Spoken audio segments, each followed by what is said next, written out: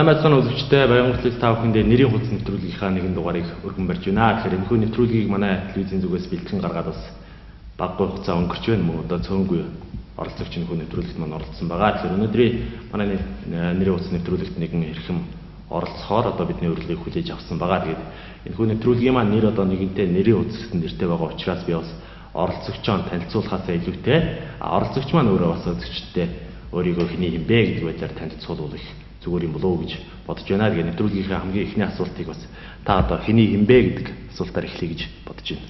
За баярлалаа. Энэ нэвтрүүлэгт бас намайг хүндэтгэн өрсөнд их баярлалаа. Намайг Сандалжийн Готоо гэдэг Баянгор аймагт үйл ажиллагаа явуулдаг баг шаргалжууд компани захирал ажилтай үлзийт нутгийн гаралтай юм хүн байна. Баг шаргалжууд компани одоо ямар чиглэл зорилготой ямар үйл ажиллагаа явуулдаг гэж байна гэж байна? Манай компани 2004 онд байгуулагдсан. Мал эмнэлэг үржлийн ажил үйлчилгээ эхэлдэг. Баянгор сумын засаг даргатай хүнс үдэ аж ахуйн газрын даргатай гурвалсан гэрээтэй ажиллаж мал сүргийг халдвар төвчнөөс өршин сэргийлэх арга хэмжээ явуулдаг. Барьцаа төвчнөөс өршин сэргийлэх арга хэмжээ явуулдаг. Ер нь малын халдвар төвчнөөс өршин сэргийлэх, малчтад үйлчлэх, мал сүргийг эрүүлжүүлэх ийм үйл ажиллагаа явуулдаг мэргэжлийн компани байна. 2004 онд үйл ажиллагаагаа эхэлсэн хэрэг үндсэндээ 12 жил ажилласан компани байна шүү тийм ээ. Тий. Тэгэхээр бид нар бол шаргалжуут тосгоны нэг гэдэг 60 мянган малд 280 ясна 300 орчим өрхийн давхарцсан тоогоор 60 гаруй мянган малд энэ мал эмнэлэг өршин сэргийлэх арга хэмжээг явуулдаг ийм аж ахуй нэгж байгаа. Ер нь өнөөдрийн байдлаар бол шаргалжуут тосгоны нутаг дэвсгэр бол харьцангуй халдвар төвчний голомтгүй бүс нутаг болох их хүнсэл бол тавигдсан. Малчтын идэвхжсэн мал сүргээ эрүүлжүүлэх талаар малчлалын хандлагын төрөл харьцангуй сайжирсан юм байна. Тэгэхээр яг зүгээр хүмүүс ингэдгэлтэй мал эмчнэрийг бол одоо зөвхөн хөдөө нутаг мал зүрхтэй холбож ойлгоод байдаг. Ер нь бол одоо төвийн одоо ард иргэдэд ямар ач холбогдолтой, ямар өрөөгөөчтэй зүйл вэ? Тий. Хүмүүс бол болохоор малын эмч юм уу? Эсвэл энэ мал эмнэлгийн байгууллагын болохтой зэрэг бас гээд нэг хөдөө дарга хэмжээ явуулдаг. Нийгэмд бол бас тэр явуулдаг өрөөгөөжийг бол тэр бүр ойлгодог л дээ. Тэгэхээр бид нар малаас хүнд дамжин халдварлах өвчин гэдэг байна. Малаас мал дамжин халдварлах өвчин гэж байна. За сумын хэмжээнд дотор халдвар үүсгдэг өвчин гэж байна.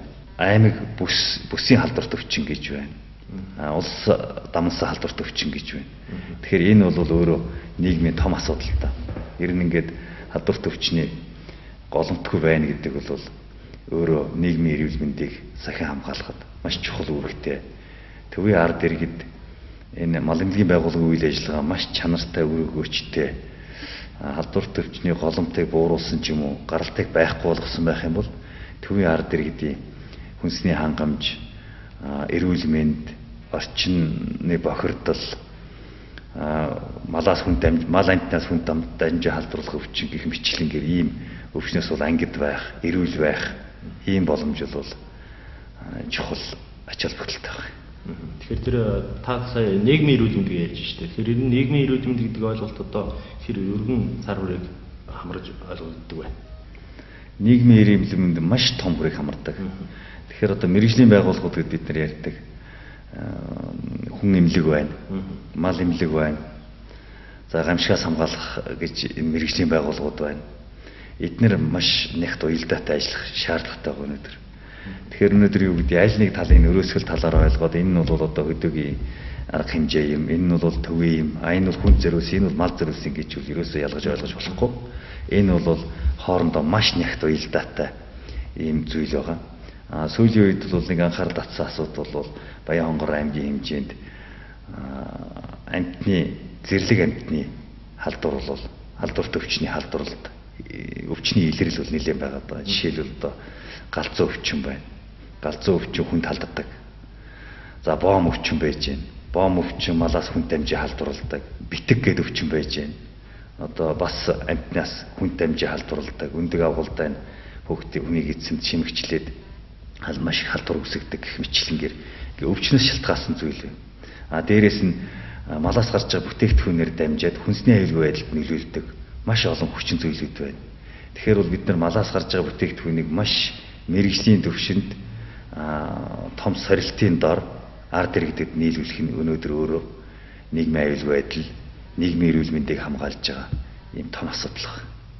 Ер нь одоо тэр малын өвчлөлт одоо бий болоод байгаа хамгийн анхны одоо их үүсвэр нь юу вэ? Юунаас олж одоо энэ мал өвчлөлт байгаа? Гэхдээ энэ халдварт өвчин бас олон шалтгаан байна. Байгалийн голомт гэж байна. Өвчний давтамж гэж байна. Тэгэхээр бол өвчний үүсгэгч янз бүрийн байдлаар одоо хадгалагдаж байна. Бом өвчний үүсгэгч гэдэг чинь одоо 60 гаруй жил газрын хөрсөнд хадгалагдаж байгаа жишээтэй. Тэгээ тэрний идэвхжил янз бүр байна. За битэг өвчин байна. Уйланхай гэдээ бид нар ярьдаг, зарим хүмүүс таалдсан байдаг энэ битэг гэдээ бид тодорхой нянгаар үүсгэгддэг ийм өвчнүүд байна. Эднэр бол үндсэндээ нийгмийг бол бас төвшөрт хүргэж байгаа. Тэгээд хүнд яаж халддаг гэхээр түрүү ярьлаа би малаас гарч байгаа бүтээгдэхүүнээр дамжиж халдаж болж байна. Агаар туслын замаар халдаж болж байна. Хөрсөөр дамжиж салхи шуургаар ч юм уу янз бүрийн байдлаар хүнд халдаж байгаа ийм их эрсдэлтэй зүйлүүд байна. Тийм учраас энэ дээр бол иргэд маш нарийн ойлголттой иргэд өөрийнхөө эрүүл мэндийн төлөө, үр хүүхдийнхээ эрүүл мэндийн төлөө, орчныхаа эрүүл мэндийн төлөө, нийгмийн эрүүл мэндийн төлөө бол хүн бүрийн хүчин зүтгэл өнөөдөр бол зайлшгүй хэрэгтэй болж байгаа. Хүнсний эрүүл мэнд гэж ярьж байна л да. Тэрээр нь хүнсний аюулгүй байдлын талаар одоо ер нь бид нар одоо ямар төвшөнд явж байгаа? Хүнсний аюулгүй байдал бол өнөөдөр яг стандартын шаардлагын төвшөнд ч юм уу дэлхийн мал амтны эрүүл мэндийн байгууллагаас тавьж байгаа энэ шаардлагын хэмжээнд бол хараахан хүрээгүй.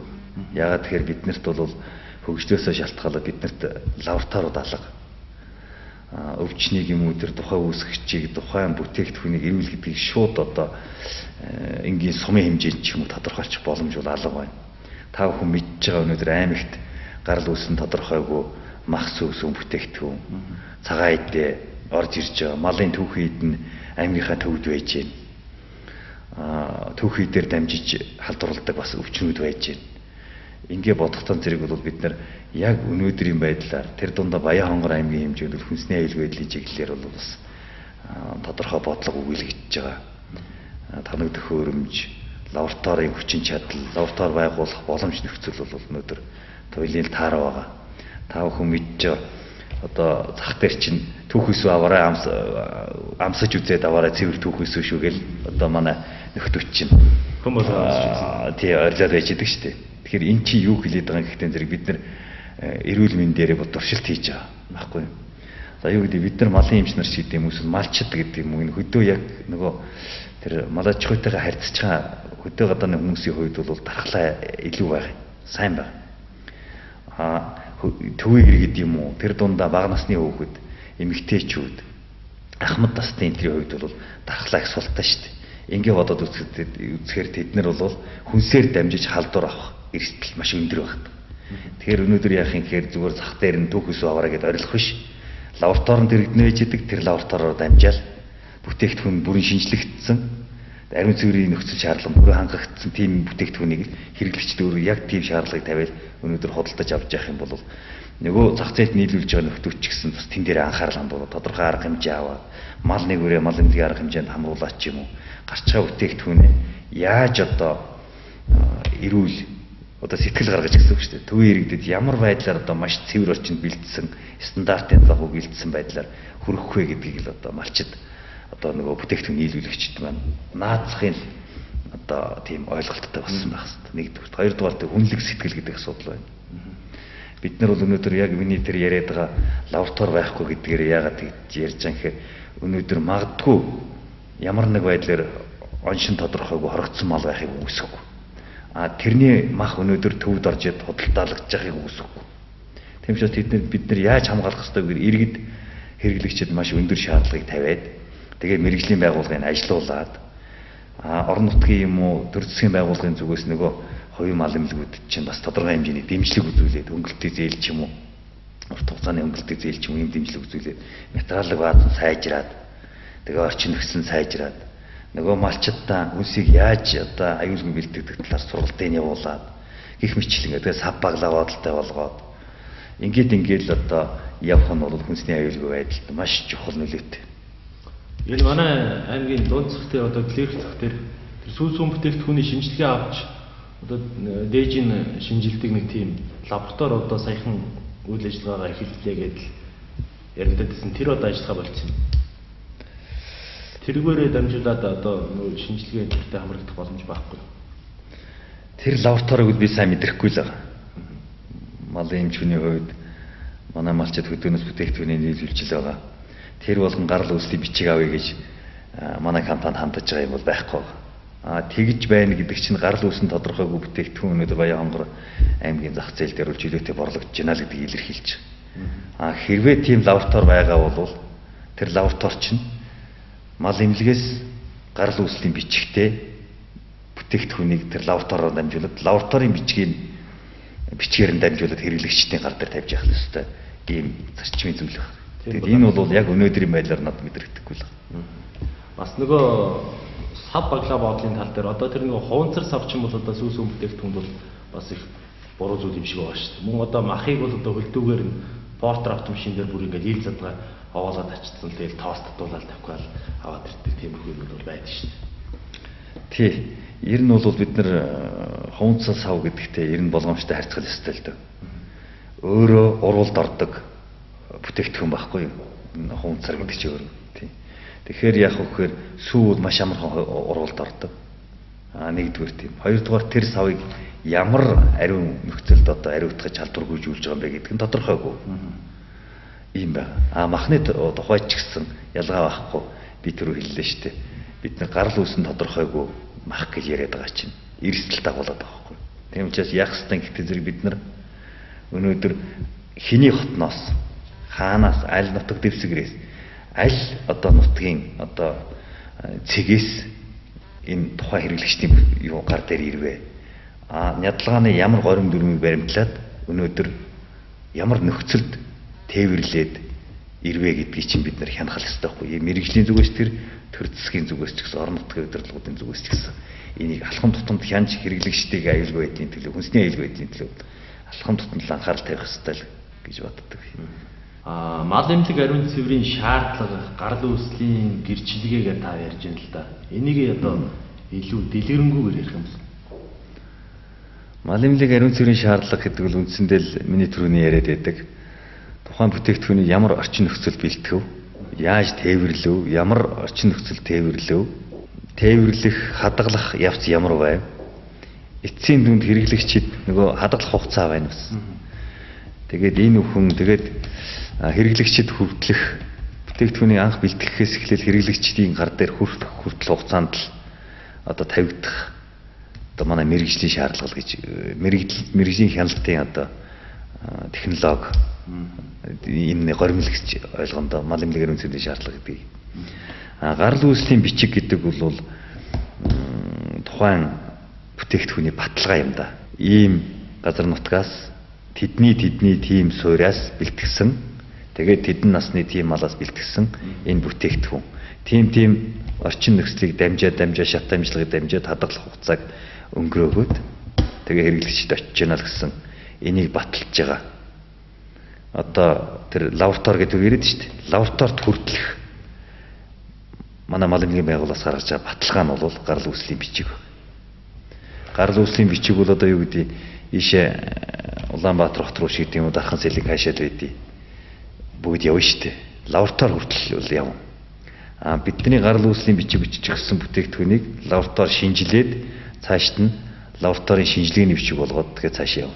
Шинжилгээний бичиг дагсан бүтээгдэхүүнийг л хэрэглэгчд маань худалдаж авч хүнсэндээ хэрэглэх ёстой. Ийм зүйлийг л манай мэргэжлийн зүгээс яриад байгаа. Яг хөө тэр бүр хүмүүс ойлгохгүй өнөөдөр учир насыг ойлгохгүй ингээд би түр ярьлаа шүү дээ. Энгийн зүйлээр өөрөө бараг туршилт болоод ингээд яваад байна гэх. Энд ганц алдаа дутагдал эрсдэл нь байгаад. Ер нь малчтын хотноос хэрэглэгчийн гар дээр хүртэл одоо хэр хугацаанд ирж чадчих. Ер нь одоо малчтын хотод хураагдж гад ч юм уу байж гад нэлээд хугацаа хэтэрээд чанар нь муудсны дараа хэрэглэгчийн гар дээр ирдэг тохиолдол байдаг хаа. Тийм байна. Зүгээр л одоо бид нар аарцсан дээр л ярил л да тийм. Тэгэхээр аарцсан дээр их чинь одоо маш олон хоногор хадгалж байгаа шүү дээ. Зарим малчд. Хурааж гадрын хурааж байгаа тий. Тэгээд яг бөөндөө болгоод мөнгөн дэж хэрэгтэй байдаг байх. Борлуулж байгаа. А гэхдээ сүү цагаан эдэ гэдэг бүтээгдэхүүн маань нянг маш ихээр хоримтлуулдаг. Одоо бидний нүдэнд үзэгдэхгүй олон мянган одоо нян тэд хоримтлагдж штт. Сүү цагаан эдэ. Тийм сүү цагаан эдэнэр ялангуяа. Тэгээд тэрийг ингээд хоримтлуулчихар чинь магадгүй бид нэр ариутгаад хөөрүүлээч гэдэг юм уу, чанж болгоод хуураад энэ төр гэдэг юм уу, халуун нөхцөлд ингэлээгээд ариутгалаа гэд бодоход л нөгөө нянгийн чи ялгаруулсан хорн өөрөө нөгөө бүтээгдэхүүнд үлдэж байгаа шүү дээ. Ингээд бодохтон зэрэг л ер нь бол өнөөдөр малчдад ийм ойлголт багаас болоод хэрэглэгчид тийм хадгалалтын хугацаа хэтэрсэн тийм юм нийлүүлэхгүй байх сэтгэл зүй бол өнөөдрийн байдлаар бүрдээгэл. Яг хөө сэтгэл сайтай хүмүүс байна, шин дээр нь ингээл хэрэглэгч төрөж байгаа хүмүүс байна. А гэхдээ энэ дунд бол бас орчин нөхцөлийн шаардлага хангаагүй хадгалтын горим алдагдсан тийм бүтээгдэхүүн бол ер нь нэлээ ирж байгаа. Тэгэхээр яах вэ гэхээр энэ цагаан эдэнд чинь хоруу чанар бас байна. Цагаан эдээ болгоныг бид нар сайн эрүүл мэндэд сайн гээ шуураад авах бол тийм сайн биш. Тэгэхээр л өнөөдөр яах ёстой гэхээр мал эмнэлэг маань материаллык баазын хувьд, лабораторийн тоног хөрөмжийн хувьд бол тэгээ мэрэгчлэлтэй боловсон хүчний хувьд бол хангагдах ёстой. А тэгжээж л нөгөө хэрэглэгчд маань айдвартай бүтээгдэхүүн очихвол тийм ба. Зарим хүмүүс ярьдаг шүү дээ гашуу арц байна гэл. Тэр бол дээд зэргийн хоруу чанар нь хоримтлагдсан бүтээгдэхүүн гэсэн үг шүү дээ. За мах ч гэсэн ялгаагүй. Одоо тэр чинь зарцаах гэдэг байдаг шүү дээ. Манай Монгол уламжлалын сайхан арга маань хоног төхөөрөд өлөгчдөг тийм. Өлөгж байгаа яаж байгаа юм гэхдээ зэрэг тэнд байж байгаа одоо тэр шингэн усрахаг зүйлийг гадагшлуулж байгаа байхгүй. Тэр махнаас сэврээ тийм сэврээж байгаа. Тэр ч тэр нойтон махыг ачаад явахаар нэгширдэг гэдэг хүмүүс ярьдаг шүү дээ. Тийм учраас тэр бүтээгдэхүүний тэр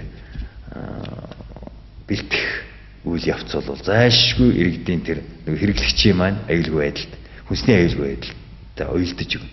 Тийм учраас нөгөө төхөрч байгаа нөхөр маань маш сайн сэтгэл сайтай байж байгаа. Сайхан сэврээгээд тэгээд одоо хөргүүр байдаг юм а гэж бодоход сайхан хучлагаар хучаад агаар орохоор болгоод тэгээ ариун нөхцөл тээвэрлж ирээл одоо хэрэглэгчтэй нийлүүлж ивэл туйлын сайн байгаа. Хэрэглэгч гэсэн махны өнгө янз бүрийн юмыг хараад мэддэг ийм анхан шатны мэдрэхүйслэг хийчдэг байх хэвээр. Мах одоо хоньны мах байж л их чинь дор хаяж жирийн иргэн хэрэглэгч чинь хүзүү мүзүүгийн дагуулал болчирхайнуудыг үзэх хэвээр хамгийн наацхан зөвөр энгийн мэрэгжлийн зөвлөгөөлдөг. Тэгээ ингээ үзэх хэвээр. Болчирхайн томорцсон байх юм бол тэр ямар нэгэн эмийг өөрчлөлт орж ирснийг илэрхийлнэ. За тэгээд бас нэг анхаарах зүйл бол ачиж ирээд хөөрсөн малыг бас хэрэглэх шаардлагагүй. Стресст орж байгаа шүү дээ. Хүнтэй шалгаахгүй хүн одоо айж иччихээр яадаг. Даарахаараа одоо хүн бие ингээл биеийн чангараал ингээл чичирч өрдөг шүү дээ. Яг тэрэн шиг тэр амтны мал амтны чинь баахан туурал давхидаггүй айлгаж нядлахаар чинь тэрний тэр амин дэм гэдэг нь бол алдагдчихж байгаа шүү дээ. Гэх мэтчлэнгээр манай иргэд бол бас хэрэглэгчийн зүгээс бас нэлээд өндөр шаардлагуудыг тавих хэрэгтэй. А бидний зүгээс бол технологийн асуудлыг мал эмнэлгийн технологийн асуудлыг бол бас нэлээд тавих хэрэгтэй. Ийм тал талын хамтын ажиллагаа л да иргэд өөрсдөө нэг талаас нь маш сайн шахах хэрэгтэй хэрэглэгчид. А нөгөө талаас нь бүтээгдэхүүн нийлүүлж байгаа хүмүүс эн чинь миний хонгор нутгийн ард иргэд нэгэн хэсэг нь хэрглэж байгаа маа гэдэг тийм их сайхан сэтгэлээр миний хоньны мах илүү их амттай байгаасаа сайхан шүл гараасаа ч гэдэг юм. Тийм их сайхан сэтгэлээр л бүтээгдэхүүнийг нийлүүлж явах хэрэгтэй. Ер нь хаана аль шат салбарт хариуцлага гэдэг зүйл ер нь байхгүй болсон шиг санагдаад байна шүү дээ. Тий. Хариуцлага бол их сулраад байгаа. Манай төрийн байгууллагч гэсэн тэр бүр хариуцлага тооцож чадахгүй байна. Одоо 3 жилийн өмнө л үдээ бомбын вакцинаар тарьдсан тэмээг ядалж ирэл энд оруулаад ирсэн байсан шүү дээ. Тэгээд бомбоор өвчлсөн бүхрийг хуулж байгаа л Эрдэнэ цагтад нэг нөхөр бомбоо насварсан шүү дээ. Ингээ бодохдоо зэрэг бид нар чинь хэдийгээр бид нар малж байгаа ч гэсэн өхөр хэдийгээр үнэтэй ч гэсэн бид нар тэрэн дээр нөгөө сэтгэл гэдэг юм зайлшгүй байх хэрэгтэй. Ямар нэгэн зүйлс шалтгаан учир нь үл болдох шалтгаанаар өгсөн малыг бол маш хурдан хугацаанд мэрэгжлийн байгууллага зүйлээ шаардлагатай болж устгах гэсэн. Тэрнээс тэрийн 5-10 төгрөгийн ширийн төч ачиж гэдэг юм уу тийм өчүүхэн сэтгэл гаргаад хариуцлага алдаад ялахгүй юмнаас юм гардаг. Тийм. Тэгээд ингэх юм бол өөрөө ч хохироод, эрүүл мэндээрээ ч хохироод, бусдыг ч хохироод, нийгэмч харахад учруулад ингээд явж байгаа. Зүгээр манай мэрэгжлийн тухайд хариуцлагын тухай тийм.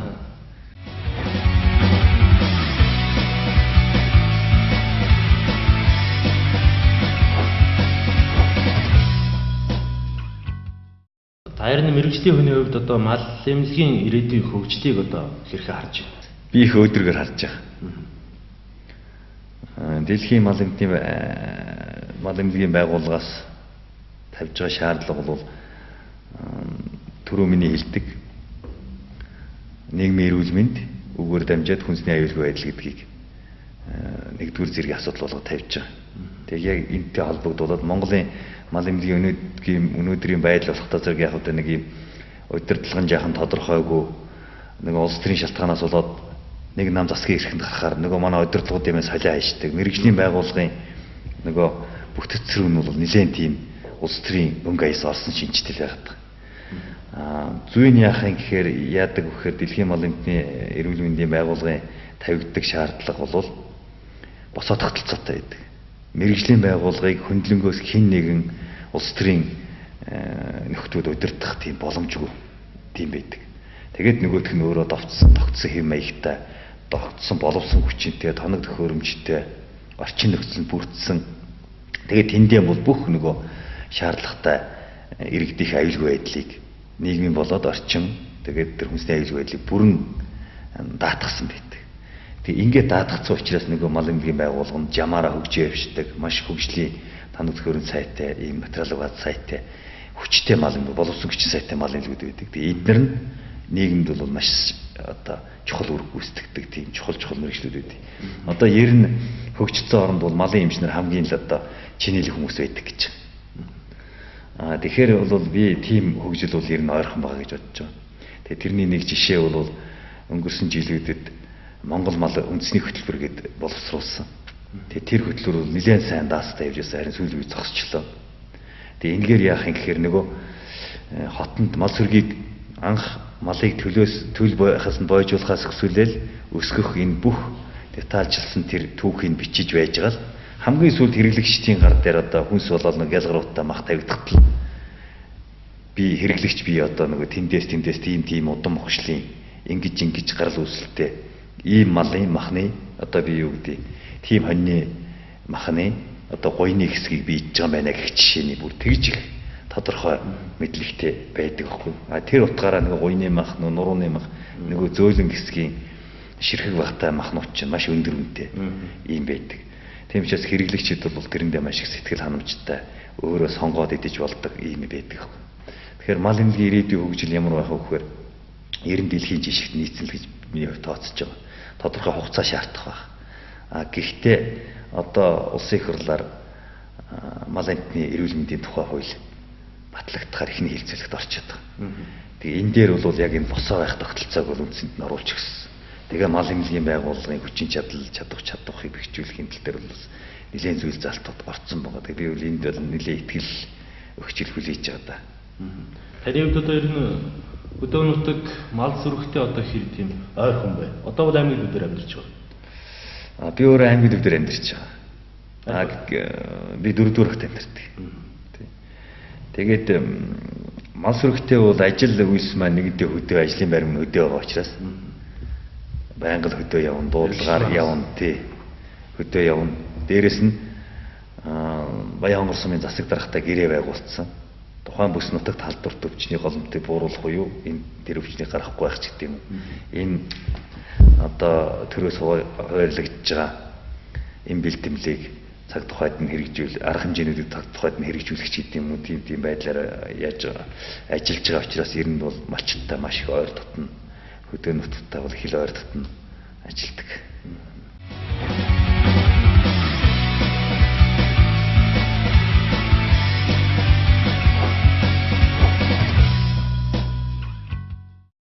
Таны хувьд бас нийгмийн салбарт нэлээд идэвхтэй хүн шиг санагдлаа л да. Ер нь одоо ямар сонгуульт ажил хашиж байна? Миний хувьд Баянхонгор аймгийн иргэдийн төлөөлөгчдийн хурлын төлөөлөгч. Шаргалжуут нутгаас сонгогдсон юм төлөөлөгч байгаа. За мөн Чандуу Ноён хонгор компани төлөөлөл удирдах зөвлөлийн гишүүн. За Монголын мал эмнэлгийн холбооны салбар зөвлөлийн тэргүүлэгч. За Баянхонгор сумын угал 4-р огийн өөрийнхөө оршин сууж байгаа багийн иргэдийн нийтийн хурлын дарга зэрэг сонгуульт ажилтай. Төрөд ажиллаж ирсэн одоо туршлага юу вэ? Төрд туршлага байна. 94 оноос би Жинс суманд байгаль орчны улсын байцаагч хийжсэн. Тэгээд сүүлд Шаргалжуутад ажиллаж байгаад аж ахуй хариуцаж ажиллаж байгаад тэгээ 2006 онд манай Шаргалжуут сумны иргэд надад итгэл хүлээлгэж Шаргалжуут сумны засаг даргаар сонгосон. Би өөрөө Үлзийт нутгийн хүн гэдэг төрөөр ирсэн. Тэгээд Шаргалжуутад би энэ Шаргалжуут аршаа соёлд ажиллахаар 2001 онд энэ нутгийг зорьсон. Тэгээд тэрнээс хойш яг бас иргэдтэй гимгүү сайхан явсны хувьд гээд 2006 онд намайг засаг даргаар сонгосон. 2008 онд Баянхонгор хотын иргэдийн төлөөлөгчдийн хурлын төлөөлөгчөөр сонгосон. За мөн 2008 оноос Баянхонгор хотын засаг даргын орлогчоор ажилласан. 2012 онд бол энэ ажлаас сонгуулийн үр дүнгээр чөлөөлөгдсөн байна. Энэ удирдах ухаанд одоо хэр суралцсан байна? Удирдах ухаанд яг хөөхт байхдаа би чинь нөгөө айлын эрэгтэй хүүхдүүдийн баг нь би чинь нэхээс нэг их сүлээ юм ба. Тэгээ 6 хүү 3 эмэгтэй. Тэгээ хөвгүүд дотроо бол одоо манай эрэгтэй дүү их зайтай гарсан. Тэгээ хөвгүүд дотроо би баг нь гэж нэлээ бас эрхэлж барьж бас чөө жаахан дархлаатай байсан.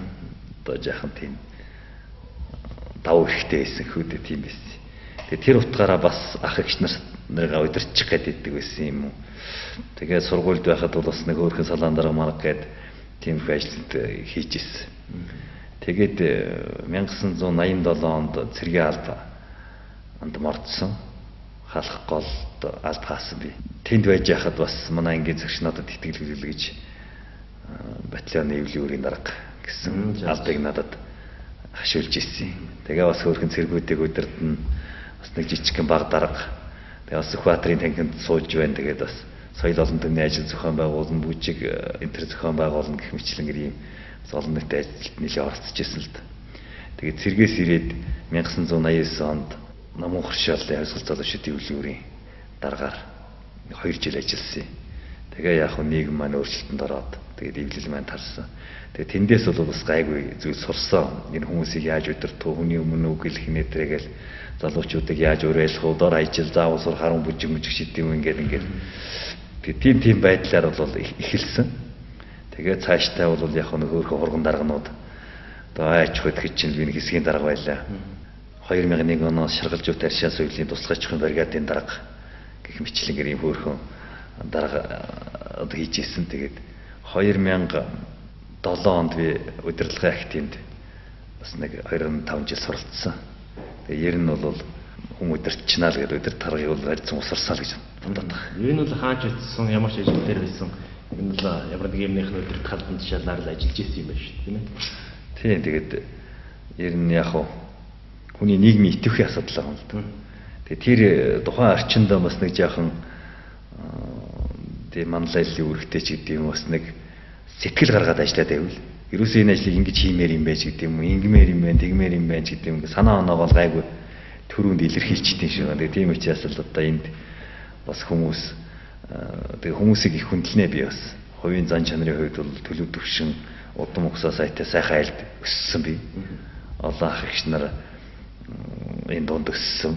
Одоо бид нар чинь тэгэл нэг багах юм олдсон ч хувааж иддэг л тийм л одоо олон хүүхд бүжгэн сайл ямар байдаг лээ тийм л орчинд өссөн. Тийм учраас их нийтч болсон гэхүүд одоо хүмүүстэй ингээд юм байвал болжгүй л хуваагаал ичхийл боддог байхгүй.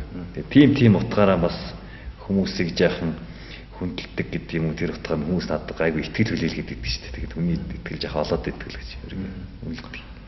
Таны хувьд одоо багийн засаг дарга хийж байсан гэж байна. Мөн одоо хотын засаг даргын орлогч хийж исэн гэж хэлээ тийм ээ. Ер нь одоо өнөөдрийн байдлаар одоо энэ Баянгор хотод маань одоо тулгамдаад байгаа асуудал юу вэ? Таны нүдээр. Ер нь яг суурьшил нэлээд бий болсон. Хүн амынтай харьцангуй өссөн гэдэг утгаараа ер нь бол ажил хөдлийн түвшин их өндөр болчихжээ. Өнөөдөр ажил хий гэж гэсэн хүсэл сонирхолтой маш олон хүмүүс байна. Гэтэл манайд ганц үйлдвэр алга яг тоосхон зовууд энэ төр гэж байсан. Тэгээд тэр чинь нөгөө эдийн засгийн дагаад маш бага хүчин чадлаар ингэж ажилладаг. Газар тариал эрхлэх нэ бас биднэрт газрын хүрэлцээ бага байна, усны хангамж бага байна гэх мэтлэн ингээд. Тэгээд ер нь ажил хөдөл их сэтгэл зовоож байна. Тэг өнөөдөр яаж ажлын байрыг бий болгох вэ? Юм хийх гээд зүтгээд байгаа улсуудыг ямар байдлаар дэмжих вэ? Энгээрээ дамжуулаад яаж ажлын байр бий болгох вэ? Баян хонгорын гэсэн яаж тийм нэртэй тийм бүтээгдэхүүнийг зах зээл хүргэж аймаг орон нутгийн болоод бүсийн хэмжээнд борлуулж иргэдийн ашиг орлогыг нэмэгдүүлэх үг бил.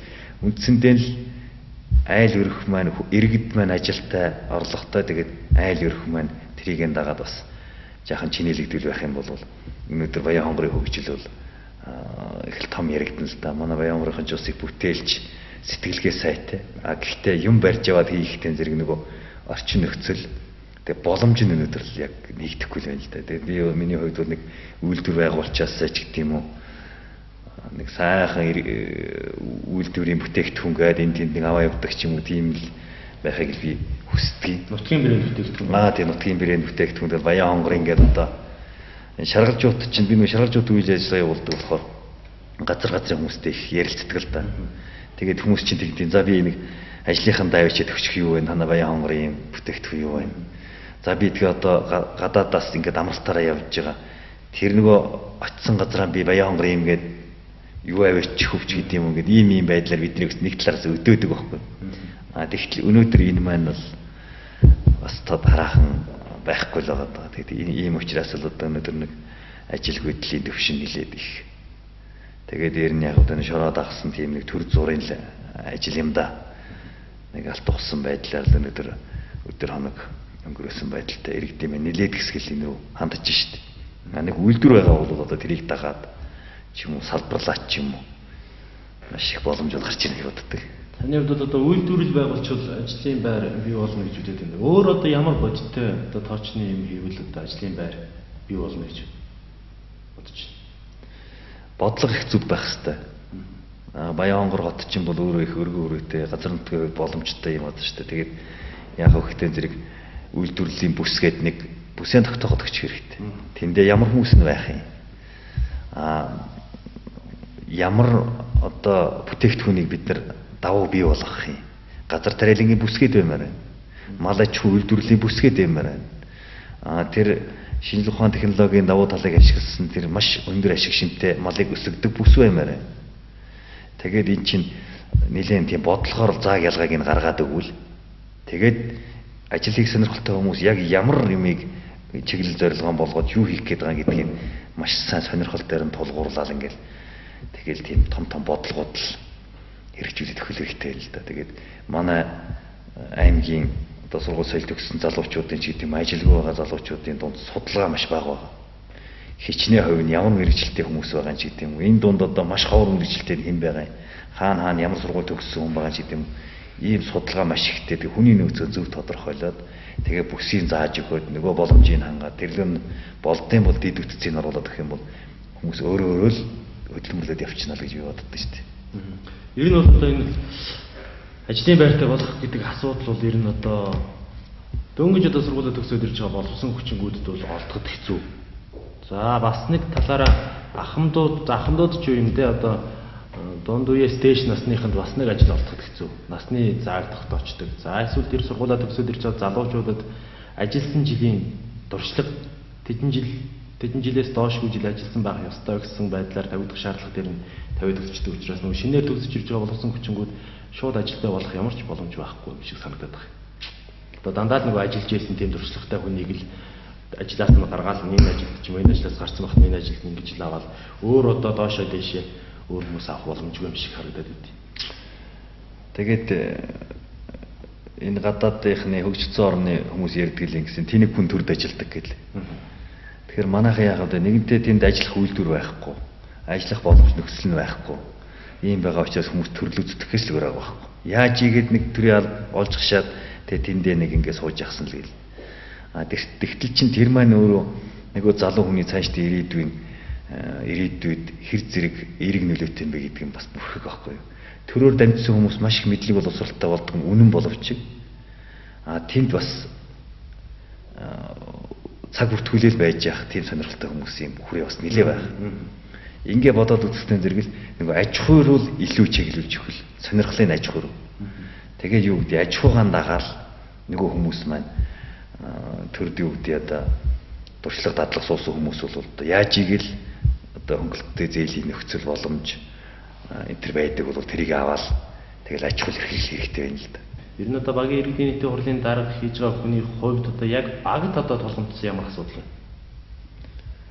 Би өөрөө бас аймгийн төв сургуульд байсан 1-р онд би төгссөн. 8-р анги төгссөн. Тэгээ ер нь хүүхэд байхын л одоо нэг жаахан төвийн хүүхдүүд тоглох орчинтой хүүхэд байхасаа л тийм ээ орчин нөхцөл нь жаахан тийм өөжөө тайван тэгээд одоо мод утгуурцсан ч байд юм уу орчлон нөхсөн сайн байх хэрэгтэй л да. Тэгээ өнөөдөр бол яг нэг хэлгээд бид нар чинь нэг жижигхэн газар дээр л багтаж ятал орон сууц бид нар бариад байгаа нь сайн хэрэг. Гэхдээ гаднаа хүүхд тоглох талбай барихгүй л шүү дээ. Ингээ бодоод үзэхтэй зэрэг бол ер нь бид нар хүнээ гисэн хэр зэрэг анхаарал хандуулд юм бэ гэдэг хүн рүүгээ хандсан хэр зэрэг бодлого явуулд юм бэ гэдэг маань сэтгэл зовоод. Тэгээ багт нэг чухал зүйл бол хүн рүү хандсан бодлого явуулах хэрэгтэй. Юу гэдэг утаа байхгүй байх хэрэгтэй байна. Шороотоос байхгүй байх хэрэгтэй байна. Тэгээд нэг хэсэг бүлэг айлууд нийлээд дундаа нэг хүүхдийн тоглоомын талбай байгуулчих хэрэгтэй байна. Ахмадууд нэг нарлаа сайхан хууч өөрөө байж явах талбай бий болгох хэрэгтэй байна. Иргэд өөрсдөө санаачлах. Тий, өөрсдөө санаачлах хэрэгтэй. Дээрээс нь бодлогоор дэмжиж өгөх хэрэгтэй. Тэгээд ер нь гэр оролт бол бас тэр орчин нөхцөлийг л маш сайн сайжруулах. Хавгүй, шороогүй, утаагүй. Тэгээд иргэд маань өөрөө бас төвийн шугамд холбогдох ямар боломж байна. Тэрийг ашиглах бас нөхцөлийн бүрдүүлсэн ч байт юм уу. Хаус хороол бариул ямар хөө байдлаар барих юм гэдгийг бодлогоор зохицуулдаг ч юм уу ингээд. Нэс нэг юм дээр ингээд шаваал ингээд багцлаад байх юм бол нөгөө хүн гэдэг асуудал маань хойтол тавигдаад байгаа. Хүн гэдэг асуудал урагшаа тавигдахгүй хойно тавигдаад байгаа. Барилга байшингаас хойно тавигдаад байх тань зэрэг л бидний шинэ хүний хөгжил гэсэн асуудал их хоцрогдоод байгаа. Тэгээ хүн хөгжихгүй байх юм бол нутаг орон хөгжинэ гэдэг чинь бас л хүндрэлтэй асуудал. Хүний толгой одоо толгойн асуудал шүү дээ. Хүн маш сайн сэтгэл. Баян хонгорын ч юм бол нэртэй хүмүүс зөндөө биш дээ тийм одоо том эрдэмтэн мэрэгд баян хонгороос их байна. Тэгэхээр чин тийм эрдэмтэн мэрэгдийн залуу халааг л бид нар араасаа л залгам чанарыг бэлдээд яваад ахал тийм л бодлогыг бид нар хэрэгжүүлмээр байна. Тэгээд би бол шаргалжуудыг гэж боддгийг энэ их сайхан арчаанаас хүртэж өсөж байгаа хүмүүс их л аюу ухаантай одоо их өргөн сэтгэлгээтэй хүмүүс гарандаа гэж боддог. Баян хонгорын ч гэсэн яг ингээд нэр энэ төрөм бодоод үзвэл бас хэл сэтгэлгээ сайтай мундгал одоо болсон хүчнүүд гарна. Гагцхан эднийг ямар бодлогоор удирдах яах вэ гэдгийг л маш сайн зохицуулж өгөх хэрэгтэй. Тэгээ ер нь гэр оролын хүмүүс ч гэсэн орон сууцны хүмүүсийг бодвол ажил сайтай байдаг шүү дээ. Одоо би чи хүүхдтэй байхдаа мод таглал усаа аваад төлөй түшээ инглүүлээл тэгээд одоо хочломжлонгоо чангалахаас өсвөл гэрт байдаг хүүхдүүд бол ажил зөндөө биш шүү дээ. Тэгэхээр эндээс бол хөдөлмөр хүмүүжин нэгдүгээрт хоёрдугаарт бас арай илүү сэтгэлгээтэй хөгжнөл гэж би хөгжилтэй байх хэрэгтэй гэж бодлоо. Тий, ах вэ тал руугаа тийм. Гэр хоолны хөгжлийг биш тиймэрхүү талаас татдаг. Ер нь бол яг зүгээр таныг иргэдийн нийтийн хурлын даргын хувьд асууж байгаа. Ер нь одоо Баянгар сумын 4-р баг хичнээн айл өрхтэй хичнээн хүн амтай байна. Нэг 3000 гаруй хүн амтай. Нэг 1200 гаруй өрхтэй. нэлээд том баг шүү. Энэ Баян усмын ханжид. тий. Баян хонгор аймгийн анхынд байгуулагч нь амчуул гэх хэдэн цөөхөн айлууд байсан гэл түүх байт юм билээ. Тэгээ ер нь бол Баян хонгор аймгийн хорооллын их түүх бол манай угал дөрөвдүгээрээс эхэлнэ. Тэгээ гол усандаа ойрхон газрын тэгшхэн ногоо тариалах боломжтой, хувийн аж ахуй эрхлэх боломжтой. Голроо гаргаж. Тий. Усны хангамж сайтай ийм л баг баг. Тэгээд энэ хөгжих боломж бол бий. Ажилгүйдэл одоо бусад багуудаас ажилгүйдэл ажилтай иргэдийнхэн тоомоо гэсэн харьцуулах судалгаа янз бүр юм байна. 98-гийн төв жигдтэй. Ер нь бүх багууд л ажилгүйдлийн төвшин, өрхийн орлого, амжиргааны төвшингээс доогуур орлоготой иргэдийн тоо энэ төр бол харьцангуй ер нь л харьцаатай. Шаргалзуут одоо нутгийн талаар, Шаргалзуут цусганы талаар одоо энэ гадна дотноос бол маш их хүмүүс ирж Шаргалзуутад байдаг шүү дээ, тийм ээ. Ер нь одоо Шаргалзуут нутгийн талаар бахархаж ярих юм бол Шаргалжууч одоо хаанч явсан нэр нь одоо бүр хүмүүст сэтгэлд байдаг. Тэгээд дэлхийд гаргагдсан ийм арь шатаа газар л да. Тэгээд Баян хонгорынхан бол энэ Шаргалжуутаар бахархахгүй байхын аргагүй. Ийм л юм байна. Тэгээд яг хаа Шаргалжуутыг нутгийнхан нэг арай ойр нөгөө загасчны морь усгүй гэдэг шиг ойрхон болоод тэгд юм уу? Өөрснөө нэг тоо. Тий, өөрснөө нэг тэр болгон цаг гаргаж очдоггүй. Тэгж байгаа юм. Зарим хүмүүс бүр мэддэггүй тийм байт юм лээ. Тийм шүү. Тэгээ бодохоор чинь бид нар бол хаа холоос одоо хөвсөгдөөс ч байд юм уу, доронтоос ч байд юм уу, увсаас, ховдоос хүмүүс ирнэ штэ энд чинь ингээд Би хажууд бүрлээ гэж дээ. Тий, зорж ирнэ. Хэдэн сая төгрөгөөр зараад зарцуулаад зориод ирнэ. Тэгээд тэднэр бол гайхан шагширдаг байхгүй. Үнэхээр Баян хонгорынхан бол азтай хүмүүс юм аа. Энэ их сайхан тий. Одоо хамгийн гайхамшиг нь юу гэхээр нэг дороос халуун хүйтэй хоёр зэрэг ундраад байгаа байхгүй. Урсаж гараад. Тэгээд нөгөөх нь нөгөө манай үг дээдсийн тодорхойлсноор бөөрн цай, даралтан цай, эмэгтэйчүүдэд сайн ч гэдэг юм ингээд ходоод хэлэг уушигч гэдэг юм ингээд төрөл ингээд явж байгаа учраас энэ бол өөрөө гайхамшиг байхгүй. Тэгэхээр ховорхон одоо байгалийн хишиг. Тийм учраас энийг бол Баян хонгорынхан маш сайн ашиглаж явах хэрэгтэй. Энэнийг одоо төмөн олон бүжгэлсэн сайхан газар болгохын төлөө бол манай Баян хонгор иргэд энэ анхаарал хандуулах хэрэгтэй. Ер нь одоо Шаргалзуут замраад сувлуулж байгаа хүмүүс ер нь хэр ам сайтай байд юм бол одоо их үр дүнтэй юм байна. Тийм одоо өвчнөө ангаачлаа эдгэжлээ гэсэн юм яриад явж идэх хүмүүс байна. Би 3 жил явлаа. Би одоо хөл гар мэдээгүй ирсэн. Тэгээ одоо гар хөл орчлоо. Би хүний асаргаанд ирсэн 3 жил яваад энэ сайхан боллоо гэж явж байгаа. Өөрөө цагаан бариад ууж байгаа. Ийм сайхан хүмүүс байна. Тэгээд тэр хүмүүсийг чинь хараад одоо самсаа ширхэрдэг шүү дээ. Миний нутгийн ичид одоо ингэж төмөө олон тусуулж явах гэж гээд. Тэгээд яг би өөрөө нэг малын эмч мэрэгчлээ болохоор малын эмчий чинь дэлхийд дахинд юу гэдэг вөхөр энэргүй үйлсийн мэрэгчл гэдэг. Яг вөхөр нэг аливаа амтныг өвчин шаналлаас нь эдгэрүүлдэг гэдэг утгаар нь тэр юу яддаг.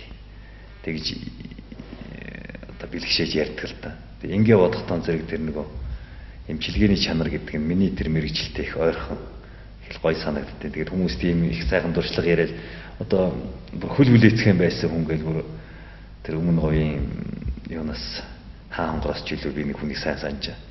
Тэгсэн чинь 2 жил ирээл ерөөсөө хөл бүрэн одоо халууштай байдаг болчихлоо. Үнэхээр гайхамшигтай аршаа юм. Тэр чи одоо яаж ингэ судасны ханыг тэлээд өччих гэсэн үг үндсэндээ. Эрхтний захын бүх эрхтнүүдийн судасны ханыг тэлээд өчгөр чинь сусан хангамжаас айжраал өөрөө одоо илэршаал үлэн халууштай явчих гэсэн шүү дээ. Ингээ бодлоо зэрэг манай Баян хонгорынхан бол Шаргалжуутаар бахарахгүй яхаа аргагүй. Ийм гайхамшигтай болсон. Тий их хацтай болсон. Тий. Тэгээ одоо яагаад гэдгийг гадны орноос гадны орноос ч юу гадны дотноос маш олон хүмүүстэй ингэж ач холбогдлогод ирээд байхад манай Баян хонгорчууд өөрсний төдийлөн гэж очиод имшүүлээд амраа сувлуулад байдгүй юунда байд ирнэ шалтгаан эсвэл тийм бие сайтай улсууд байд юм. Би тэгж боддیں۔ Зөв эдийн засгийн боломжоос шалтгаалдаг байх гэж нэг боддیں۔ Тийм. Намайг хүүхэд байхад манай аав их нүгэд хөх гол дотор хийдэг байсан.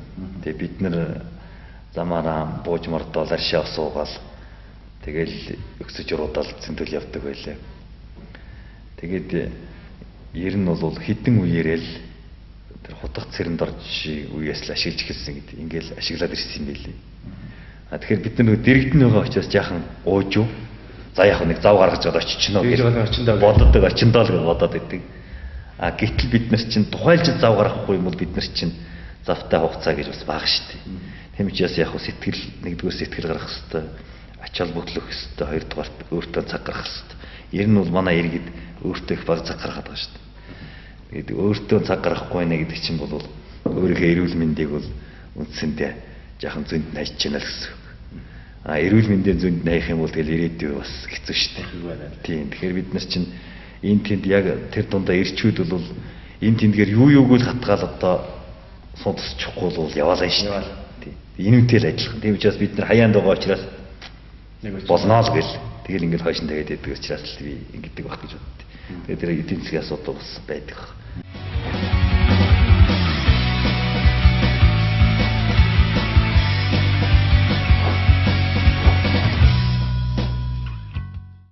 За тэгээд бидний бас ярилцах хором өндөрлөж байна. Тэгээд бас сүүлийн хормыг бас танд үлдээе. За баярлалаа. Тэгээд иргэдтэй хандаж хэлэхэд манай хонгор нутгийнхан ялангуяа хоорондоо хэвтэй найртай, нэг нэгийг хүндэтгсэн, үүргэн гүйцэтгсэн, хариуцлага ухамсарласан, өрхийн тэргүүн шиг эзэгтэй нар нь одоо гэрээ эзэгтэй шиг гэрээ өнгөтэй өөдтэй цэвэр цэмцгэр байлгах, үр хүүхдүүд нь эцэг хийхээ одоо бурхан шиг дахиж шүтэж явах ийм зүйлэл одоо өнөөдөр нэн шаардлагатай байна. Тэгээд энэ тал дээр бас иргэд маань маш их сэтгэл гаргаж сайхан хонгор нутаг гэсэн нэгэн дээвэр дороо эвтэй найртай элбэг дэлбэг сайн сайхан амьдрахын эрүүлийг одоо үзэгчдэд төвшүүлье. Тэгээд намайг бас цаг гаргаж энэ нэвтрүүлэгт оролцуулсан танай телевизийн хамт олонд бас сайн сайхныг хүсье. За баярлалаа. Тэгээд бидний нэвтрүүлгийн урилгыг хүлээж авч манай энэ нэрийн утас нэвтрүүлэгт оролцсонд бас их баярлалаа. Тэгээд энд ажлын амжилт сайн сайхныг хүсье. За баярлалаа. За их баярлалаа.